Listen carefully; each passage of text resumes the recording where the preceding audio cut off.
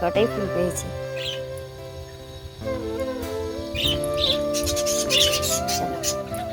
রান্নাঘরে নিয়ে যাই। মা ওই যে রান্না বসিয়েই দিয়েছে। আজকে রান্না হবে কারণ আলু পেঁপে সজনে ডাঁটা দিয়ে বড়ি দিয়ে ঝোল আর হবে মাছের ঝাল। ওটা করুক, ও মাছের ঝালে জোগাড়টা পরে করব। গুড মর্নিং সবাইকে, নতুন একটা সকালে অনেক শুভেচ্ছা। আজ হচ্ছে বুধবার, গতকাল ব্লগ করিনি। সোমবার বর গেছিলো, মঙ্গলবার ছিল, আজকে বুধবার রিটার্ন করবে, সন্ধ্যের মধ্যেই চলে আসবে। সকালবেলাটা না কেমন ক্লান্তি ক্লান্তি ভাব লাগে, ঘুমটা পূরণ হয় না, তো ওই জন্য দুপুরের দিকে আমার ফুল এনার্জি থাকে, সকালের দিকটা এমন করে করে কাটে, ঘুমের ঘরে ঘরে কাটে। চান করি তারপরেও আর কাটে নাই, কদিন ধরে তাই হচ্ছে। তো যাই হোক, চলো পুজো পাঠ দিই। ফুল তুলে আনলাম, দেখালাম। পুজো পাঠ দিয়ে মাকে মাছের ঝাল হবে সেটার জোগাড়টা করে দেবো, কারণ ওই পেঁয়াজ রসুন ধরতে হবে, তো ওই জন্য এখন ধরলাম না, আগে পুজো করে নিই তারপরে ধরবো। আর বাকিরা ওই রান্নাটা যেটা মা এখন করছে ওটা কালকেরই করে রেখেছি আমি জোগাড়, শুধু ডাঁটাটা ছাড়াতে বাকি ছিল, ওটা এখন ছাড়িয়ে দিলাম। এই তো হচ্ছে। তো চলো।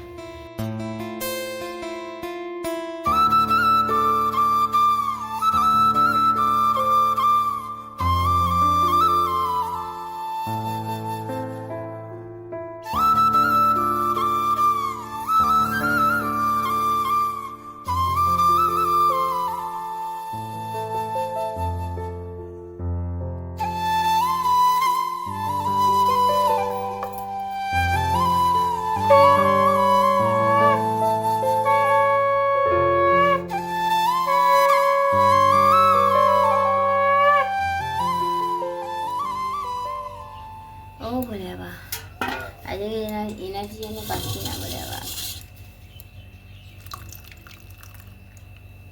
আজকে এনার্জি পাচ্ছি না একদম।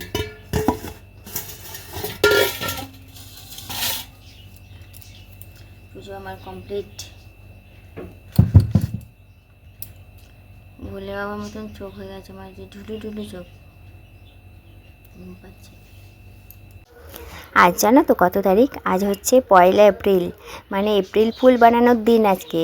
তবে তেমনভাবে কাউকে এপ্রিল ফুল আর বানাইনি, কারণ ভাগ্যই আমাকে পুরো এপ্রিল ফুল বানিয়ে রেখে দিয়েছে, ওই জন্য আলাদা করে আমি আর কাউকে এপ্রিল ফুল বানাই না।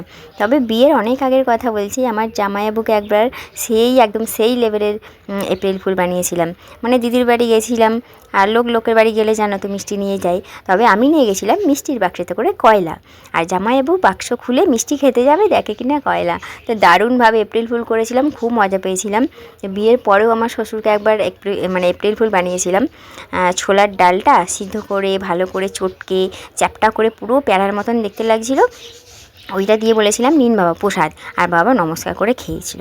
খাওয়ার পর কি হয়েছে যেন পুরো দাঁতে আটকে যাচ্ছে, বলছে সন্দেশ তো এরকম হয় না, এটা দাঁতে আটকে যাচ্ছে কেন? তারপরে আমি হেসে ফেলেছি, তখন বলেছি যে আপনাকে তো এপ্রিল ফুল বানালাম, এটা কি বলুন তো, এটা তো সন্দেশই নয়। এই হচ্ছে ব্যাপার। সেই দারুণ সময় ছিল, দারুণ মনে আনন্দ করেছিলাম। এখন আর ওই সব অতীত আর ভালো লাগে না। আর আমি চুমু দিচ্ছি কিসের বলো তো? মা হচ্ছে ওই সজনে যে তরকারিটা করেছে না, ওইটাই নুন ঝাল টেস্ট করানোর জন্য ঝোলটা একটুকুনি দিয়েছে আমাকে, যে এত সুন্দর স্বাদ হয়েছে তরকারিটা, ডাঁটার জন্য। ডাঁটার এত সুন্দর গন্ধ পুরো তরকারিটাতে মিশে গেছে, তরকারিটা খুব ভালো হয়েছে। ওটাই খাচ্ছিলাম আর বলছিলাম যে দারুণ হয়েছে, দারুণ হয়েছে।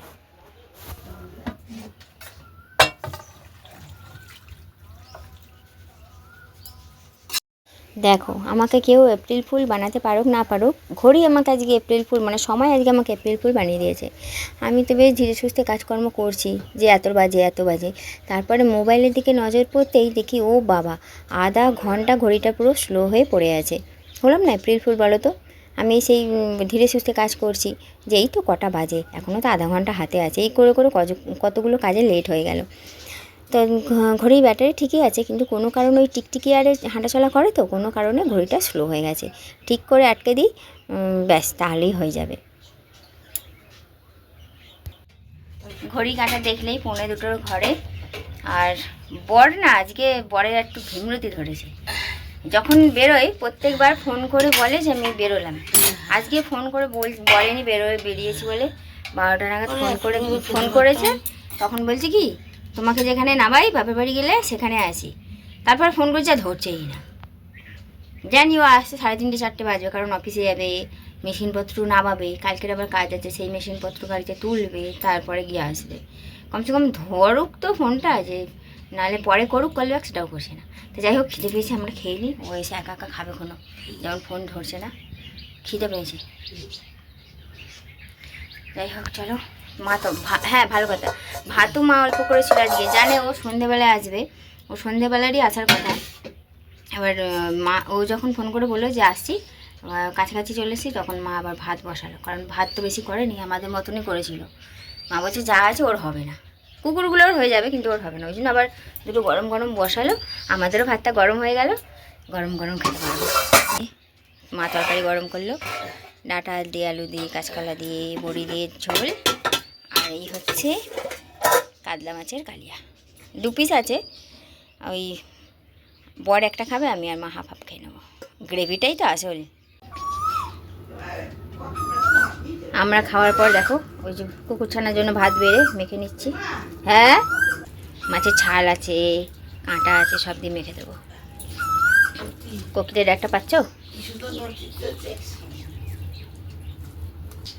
আমার বরটা যে কখন আসবে ফোন করছি, ধরছেই না। আয় কাতুন আয়, চলে চলে চলে চলে এনে খেয়ে দেখ, মাছ দিয়ে মাখা, তোর তো আবার বড় বড় নাক। তরকারিটা যেমন খেতে ভালো হয়েছে তেমন ঝাল হয়েছে, আমি নাকের জলে চোখের জলে খেয়েছি আজকে, এবি ঝাল। ও নাক দিয়ে জল বেরিয়ে যাচ্ছে, চোখ দিয়ে জল বেরিয়ে যাচ্ছে, মোটা হয়ে গেছে অনেকটুকু আমি। আবার আজকে আমি অনেক ভাত খেয়ে ফেলেছি, তরকারি এত ভালো লেগেছে, আবার ভাত নিয়েছি, নিয়ে আবার খেয়েছি। 2 দিনের খাবার আজকে আমি একদিনে খেয়ে নিয়েছি। ঝোলটাও ভালো হয়েছিল, মাছের ঝালটাও ভালো হয়েছিল। ও কি গরম আজকে, এত তাপ নামছে, একটু শান্তি হয়ে দিয়ে শুতে পারবো না। আজকে কি তাপ নামছে, অ্যাজবেস্টার দিয়ে শুয়ে শান্তি পাবো না আজকে। গত বছর কি কলা পাতা চাপিয়েছিল, তাপটা রাখছিল না, কিন্তু এবছর এখনও কলা পাতা চাপানো হয়নি, এত তাপ নামছে। তার মধ্যে বর আজকে এত হেডেক দিয়েছে, রাগের আগে আমার মাথা ব্যথা আরম্ভ হয়ে যাচ্ছে, আরও সব মিলিয়ে, মানে তাপ লাগছে, রাগের আগে সব মিলিয়ে মাথা ব্যথা আরম্ভ হয়েছে। এই শিরাটা দপ দপ দপ দপ করছে, মাইগ্রেন থাকলে যা হয় বোঝোই তো।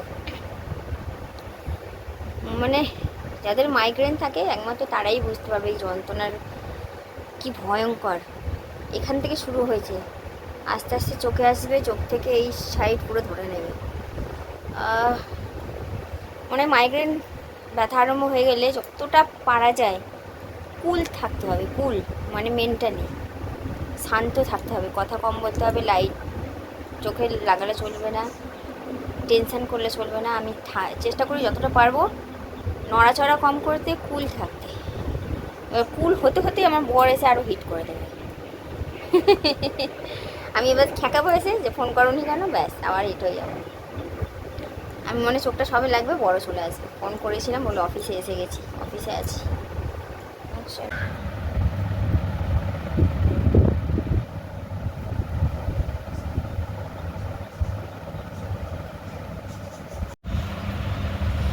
শুয়ে শুয়ে 4টে বেজে গেল, তারপরে গিয়ে মহারাজ এসেছে। তুমি ফোন করলে তখন তো বললে এই তো আসছি, তাহলে এত টাইম লাগলো কেন?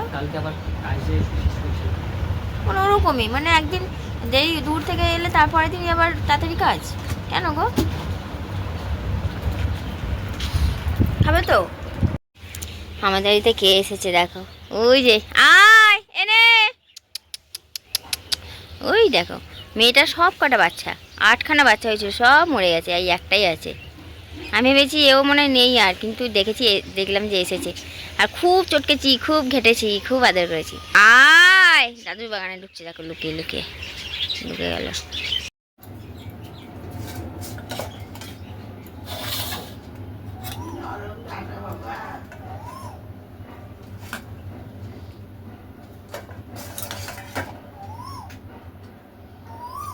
এই যে বরের ভাত বেড়ে নিয়েছি, ও এত ভাত খাবেও না, কুকুরগুলো আছে তো ওই জন্য আর বেশি করে দিয়ে দিলাম, যা খেতে না পারবো ওদেরকে দিয়ে দেবো। ওকে খাওয়ানোর খুব ইচ্ছা ছিল আমার, যে যেন পালিয়ে না যায়, ওকে আমি যেন দিতে পারি। বর ভাত মাখতেই দেখো অল্প করে সবাই জাস্ট মেখেছে, ওগুলো আগে দাও ওকে, বাইরে দিলে না ওর মা যে বসে আছে খেয়ে নেবে সব, ওই জন্য কলকাতা করে ওখানে দিয়েছি, মুছে নেবো তাহলেই হবে।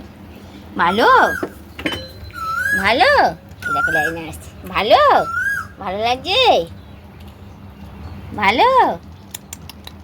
আর খাবা, আর খাবা, বুঝলি বাবা, হা পেটটা ভরেছে রে। আর খাবার নাকি, কি গো, আর দেবো, সব খা যেমন ছড়িয়েছি সেদিক এদিক। এনো খাও, ভাত আছে। কি যে শান্তি লাগলো, মানে নিজে খেয়ে এতটা শান্তি লাগে না, অতটা যতটা খেয়ে ওকে মনে খেতে দেখে আমার যতটা শান্তি লাগলো, আমি নিজে খেয়ে অতটা শান্তি আনন্দ পাইনি। আর কখন থেকে আনচান করছি, আমি ভয়ে বলতে পারছি না আমার বরকে যে রাত্রি নাও না গো, ও পালিয়ে যাবে, দুটো খাও আর ওকে দুটো দাও। প্রায় চলেই গেছিলো আর্ধেক রাস্তা পর্যন্ত, আবার ডেকে ডেকে আনলাম, খেয়েছে। আমার মাথা দপদপ করছিল না, একটু ঘুমিয়েছি খানিকক্ষণ, কমে গেছে মাথা ব্যথা। বললাম না একটু রিল্যাক্স, একটু চিল থাকলেই আমার কমে যাবে। সবে জাস্ট হচ্ছিলো তো ওই জন্য, যদি হয়ে যেত তখন ওষুধ খেতেই হতো, কিন্তু সবে জাস্ট শুরু হচ্ছিলো, সেই মধ্যে রেস্ট নিয়ে নিয়েছি, ওই জন্য কমে গেছে। চলো এটা আজকে একটু শাক তুলবো মাঠ থেকে, সেই রবিবারে খেয়েছিলাম, আজকে একটু শাক তুলে নিই। সুজি মামা গেছে গিয়ে, সেই তাপটা নেই। আর কি এনেছি আর নেই, দেখো পিড়ে এনেছি টুল বসার জন্য, কারণ ওভাবে ঝুঁকে পড়ে না শাক তুলতে হেবি কষ্ট আমার।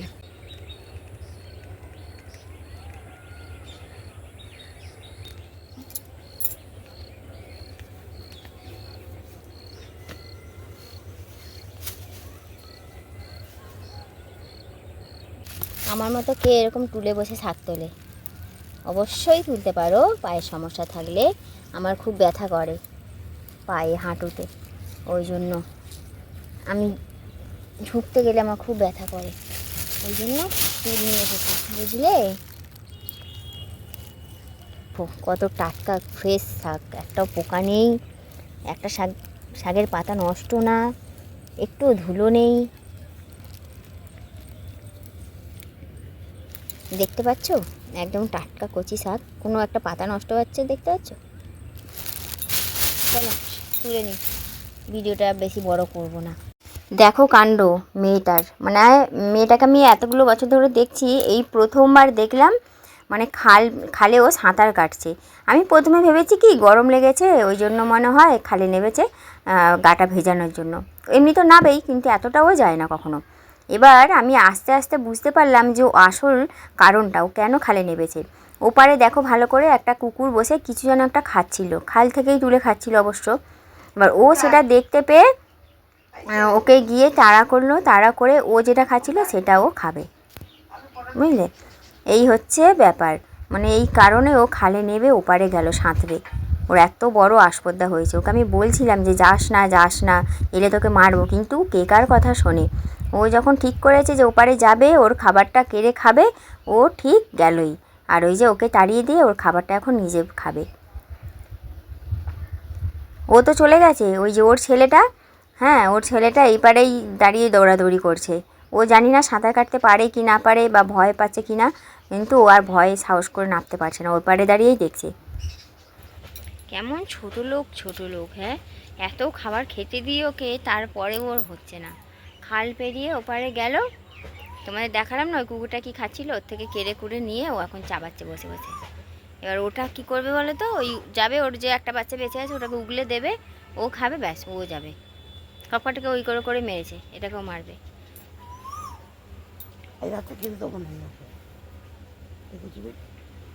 মারবো, দেখো আমি সত্যি বলছি মারবো।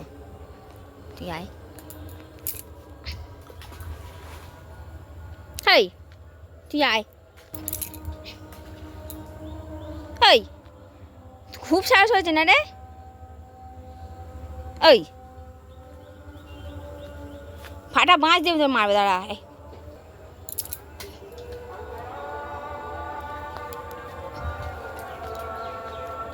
দুম দুম দুম দুম, ওই ওই ওই ওই,